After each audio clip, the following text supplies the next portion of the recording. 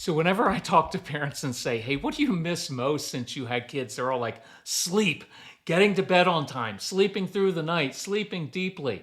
So let Cozy Earth help you get better sleep in this new year. We love our Cozy Earth bamboo sheets so much, we actually travel with them. They are luxuriously soft and temperature regulating, so we sleep more soundly.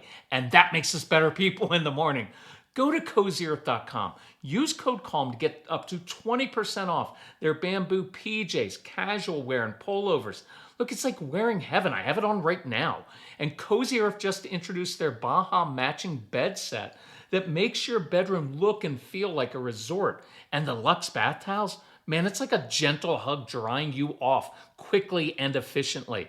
Give yourself the luxury you deserve with best-selling Cozy Earth bamboo sheets, bedding, PJs, and more. Head to CozyEarth.com and use my code CALM for up to 20% off. That's CozyEarth.com, code CALM. So you've heard me say on the podcast that our goal is to raise curious kids who love to learn. As we begin a new year, IXL makes that so much easier. IXL is an award-winning online learning program that enriches your homeschool curriculum from K to 12. One of the best parts of homeschooling is meeting kids exactly where they are. IXL adapts to each child's level so they can review skills from last year or jump ahead to new material at their own pace without any pressure. And IXL makes it easy to build consistent learning habits. Whether you use it as a daily warm-up, enrichment, or independent practice, it slips naturally into your homeschool routine. Make an impact on your child's learning. Get IXL now.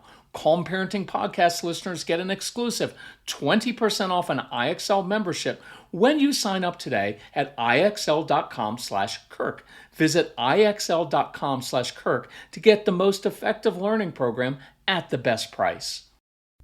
Do you struggle to stop reacting, yelling, or lecturing? Good, that makes you human. Do you have a child who will struggle with the inevitable anxiety and tough transition back to school after this long holiday break? How can we help teachers help our kids? I want to help you with concrete action steps and scripts. So that is what we're going to discuss on today's episode of the Calm Parenting Podcast. So welcome.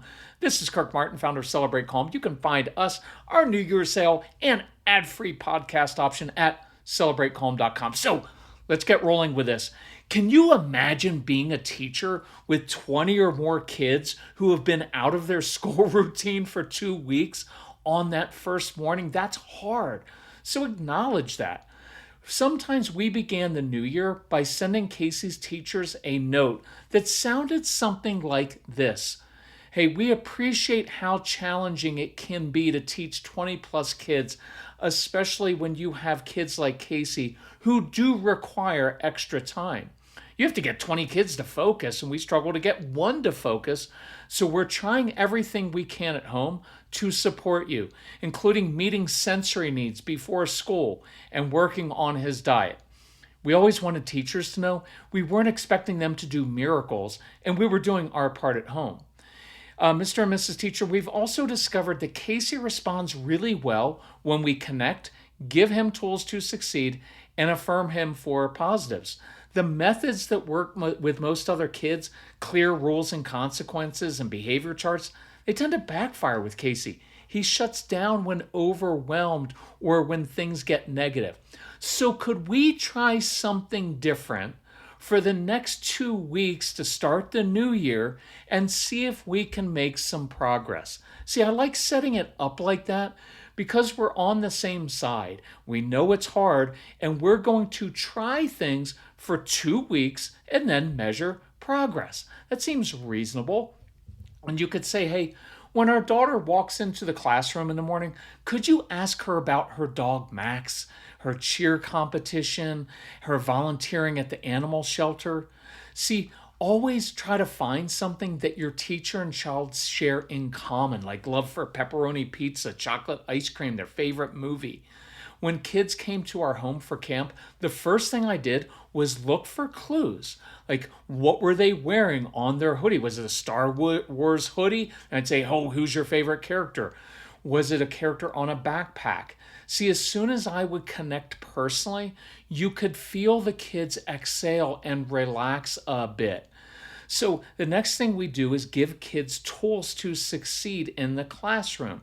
So we'd say, hey, could you give Casey a mission or made up job just to get a win in the morning? He likes feeling helpful and doing adult type jobs. So saying, hey, Casey, I could really use your help moving those heavy books from the back of the room and stacking them on the floor by my desk. Could you come a few minutes early to help me? See, when you do that, you create a success. You meet sensory needs, you relieve anxiety, and then it's easier for the teacher to say, hey, good job, Casey. That's a great way to start the day. Hey, Sarah, you're so creative. Do you think you could help create a sign for our upcoming event? Hey, could you help that new girl in class feel comfortable? Do you think, hey, you're really good at reading. Would you be willing to teach some of the younger kids in school how to read? See, that kind of mission gets their brain focused on completing a specific task that they're often good at. And our kids like challenges. So many of you have kids who are bored in class. So you could bring in extra worksheets and the teacher could give your child a challenge.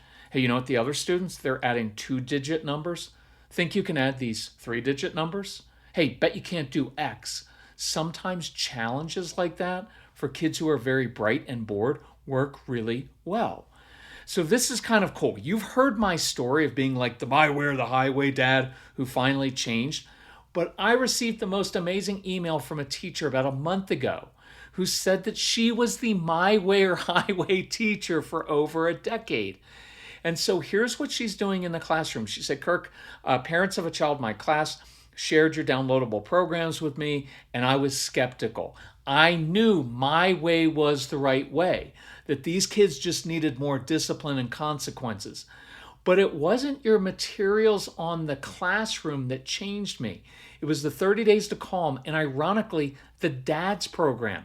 Because in listening, I discovered the root of my own rigidity was my childhood experience with my own dad. I've been working on healing that, and as I have, I'm seeing myself in my students, and it's changing me. I was never given any help as a kid, but now I can give all these kids the patience and tools I was never given. Now that is, I don't have the words for that. That is profoundly wonderful on a very personal level, and it's impacting her professional life. So here's what she's been doing in the classroom. And maybe you could even have your child's teacher listen to this episode or share some of these ideas with your child's teacher, and you can use these at homework time. So this teacher is called Mrs. Z. And she said, I loved your Simon Says idea. So I break up long class periods with a 3-minute break. Hey, Simon Says, touch your left knee with your right thumb. See, that's fun. It gets kids following very specific directions. Kids are crossing the midline of their bodies and brains, and that activates both hemispheres of the child's brain. Simon Says, squeeze your elbows as tightly as you can. Well, Mrs. Z says she can tell the kids who need sensory pressure because they hug themselves until they're almost breathless. Now she's using that insight to have those kids move heavy books, sweep, do their work under their desks. When she asks questions and a child raises their hand, she tosses the student a squishy ball to hold while answering the question. Besides being fun, she notices the anxious kids will squeeze that ball so tightly, and the kids who need tactile learning never want to give it back. So, some of the other strategies we teach on the ADHD University and the Brain Boosters programs, which I recommend that you share with your child's teachers. If you have our programs, just email Casey and he'll handle the details. So you can use their natural passions and talents to teach them new skills. So Mrs. Z tried this with one student who was kind of like our kids, kind of always in trouble, not always paying attention, didn't like doing things the normal way. And they were studying ancient Rome. And she said, I could use your help. See, we have pictures in a book of old Roman buildings and Colosseums. But do you think you could create these out of clay or Legos? And she said his face lit up and he put so much effort into this project. He was detailed. He read up on Roman building techniques and insisted on getting the details right, of course. And he ended up getting some other kids to help build an aqueduct as a science experiment. His name is Max, and all the kids began calling him Maximus. So I asked Mrs. Z, is everything better with Maximus now? And her answer was honest.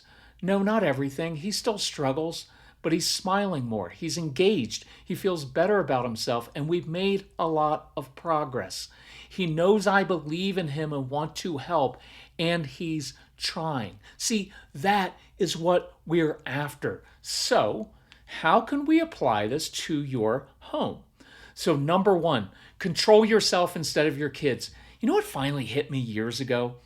I was putting so much emotional energy into lecturing, controlling, and honestly, trying to manipulate Casey into behaving the way I wanted him to. It was all consuming.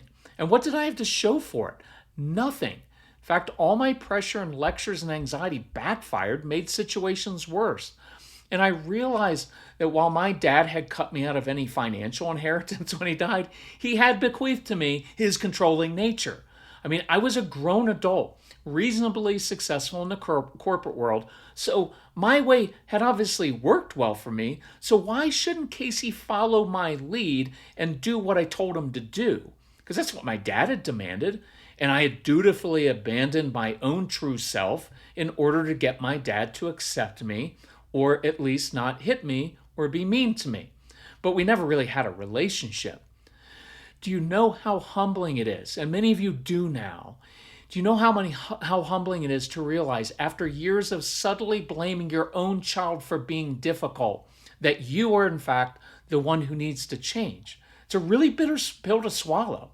But the fruit of that realization is freedom inside, healthy relationships, and ironically, much better behavior and responses for your child. So let's just choose one trigger and work on it now. And many people say, oh, I'm going to stop yelling and break all my generational patterns. And I'm like, that's an awesome commitment to make in the new year. But why don't we start with something a little bit easier to get a win? For the next week, just the next week, every time I get triggered and want to react, yell, or lecture, instead, I'm going to sit down, or I'm going to ask questions, or I'm going to compliment my child on one good trait.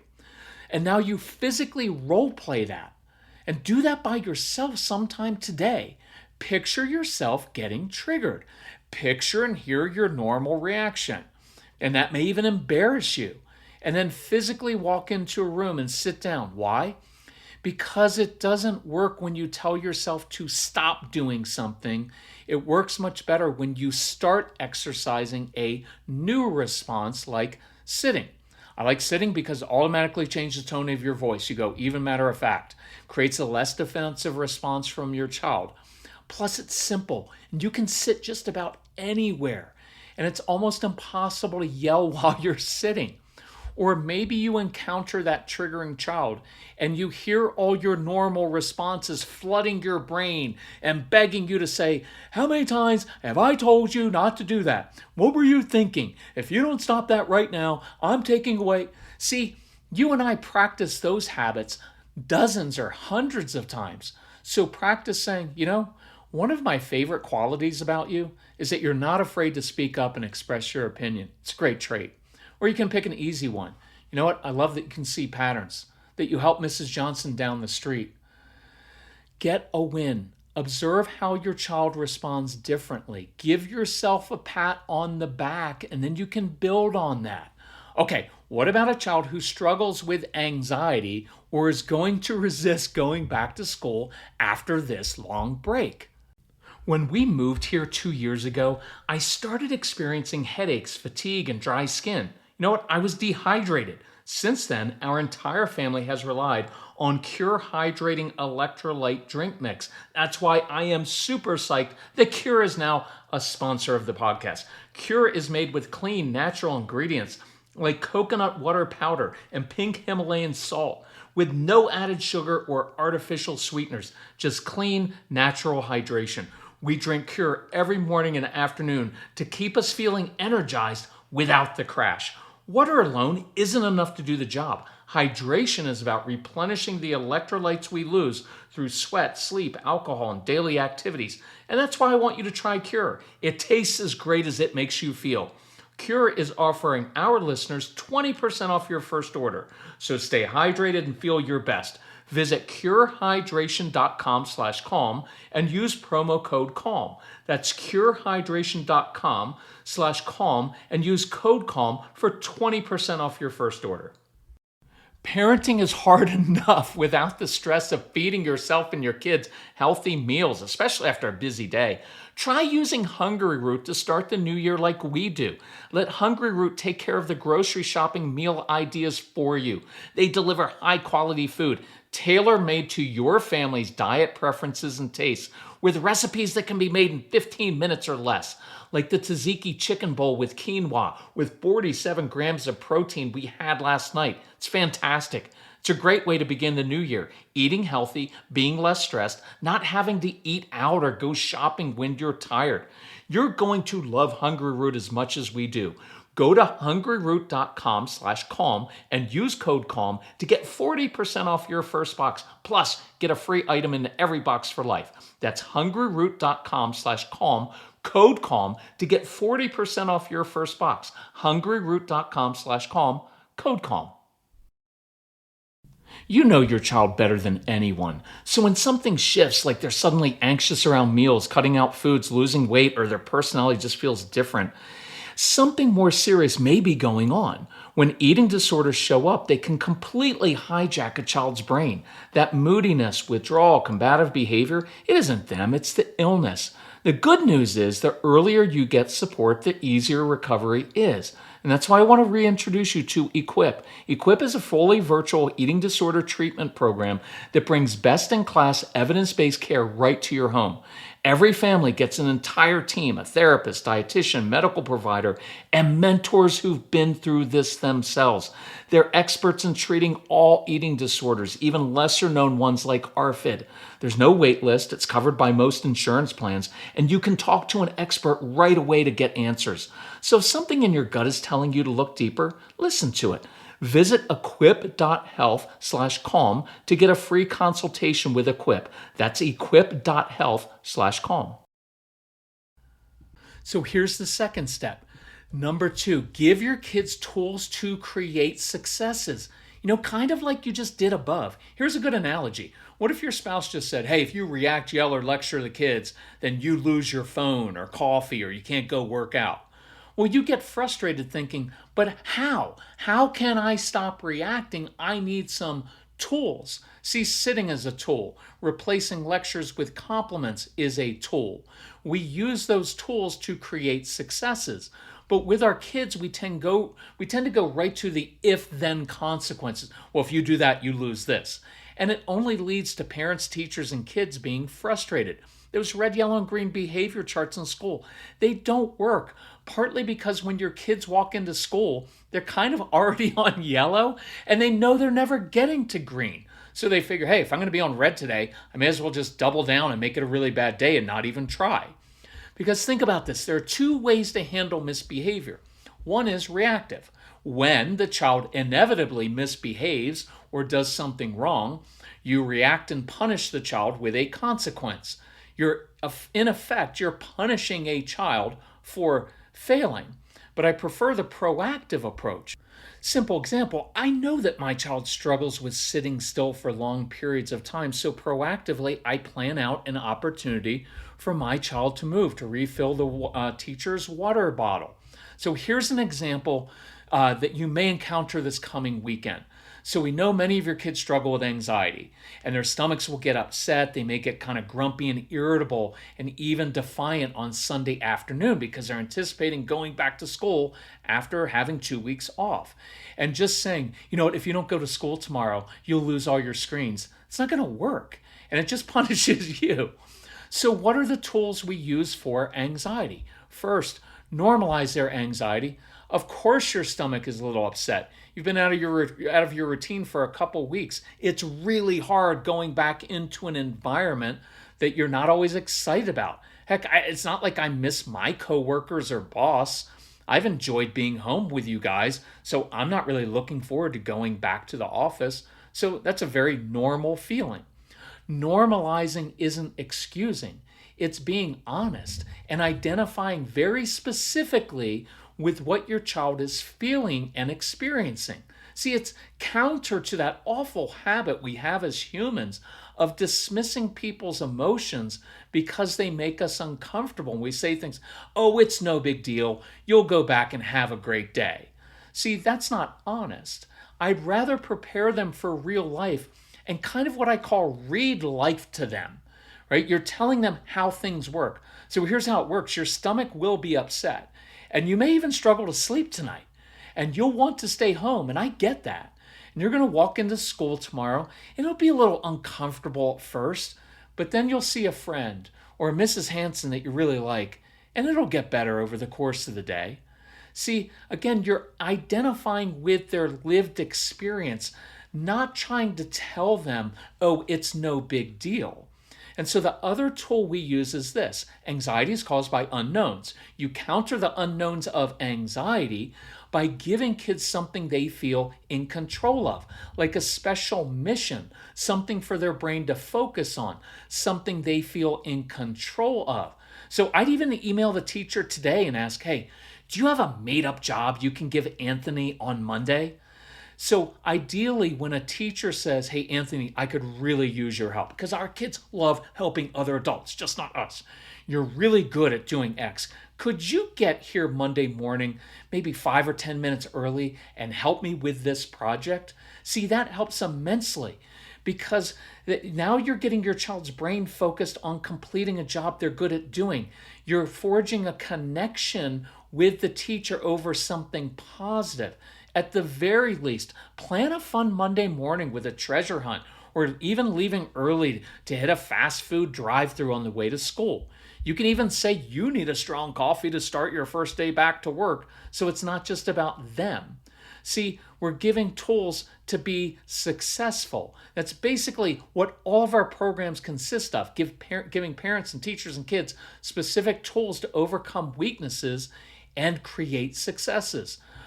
Number 3, be creative in how you affirm kids. So I'm not going to belabor this, as I've covered this a lot lately, but I want you to be relentless for the next couple weeks and just noticing when your kids make progress. Give fist bumps, keep it short and sweet. When you praise strong-willed kids, kids with PDA, pathological demand avoidance, will often hear praise as pressure.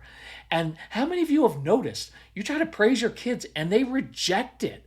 And they'll reject it forcefully, because what they're really saying is, no, I didn't do that well, because now you're going to expect me to make that kind of choice again.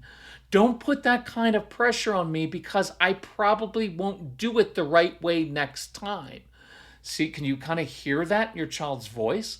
So when I praise or affirm, it's simply a quick statement of fact with no emotion, nothing.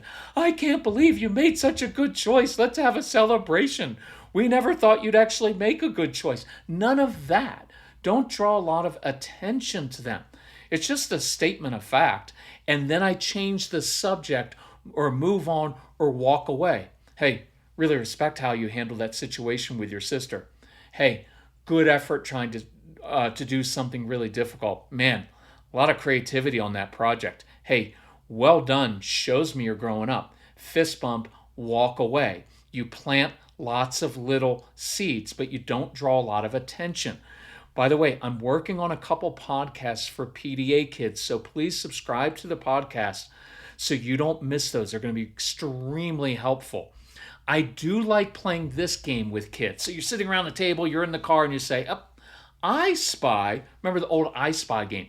I spy a girl in a blue shirt who is amazing at building and tinkering with things, who has this amazing engineering brain.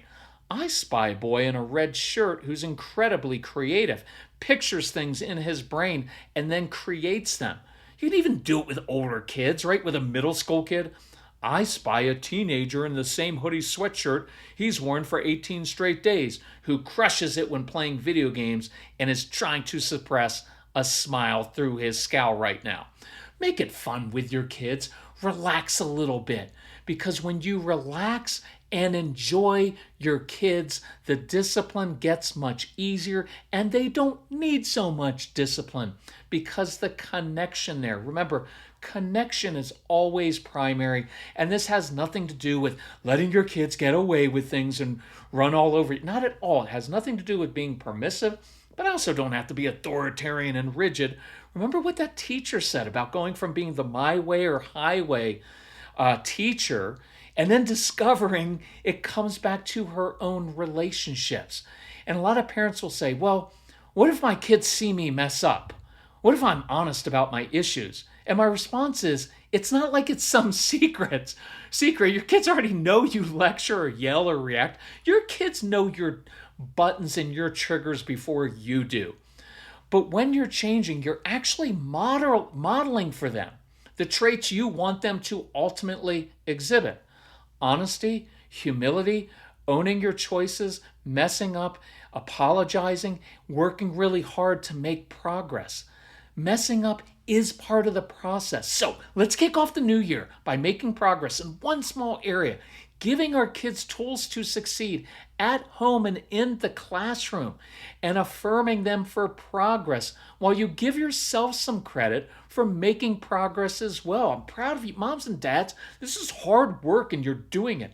If you need some help with anything, if you need help financially getting our programs, reach out to Casey. It's Casey at celebratecalm.com. Do tell him to be nice to me. And he'll help you share, if you've bought the programs, he'll help you share those with family members or teachers. And I also want to say a special thank you to all of you. You have no idea how wonderful it is to be on this side. And we get so many emails and to know people are struggling, but you're always so gracious and kind, and it's humbling. And sometimes we read your emails and cry, partly because many of you have a lot of pain that you're going through. And partly it's just because you're so gracious, and we're getting emails, like a lot of people are subscribing to that ad-free podcast. I know one guy, he was like, it helps me not have to listen to your annoying voice so much. But the truth is, you've really changed me as a dad. And people email such kind things and thank me. But the truth is, you're doing the hard work to change. And I have so much respect for you for that. So thank you all. Love you all. We'll see you on Instagram. And again, thank you for there. We have a small part of social media where you can come and it's supportive and not toxic at all. And it's positive. And parents will post questions to me and other parents will jump in and help. It's just really beautiful. And I do appreciate you all. Okay, bye-bye.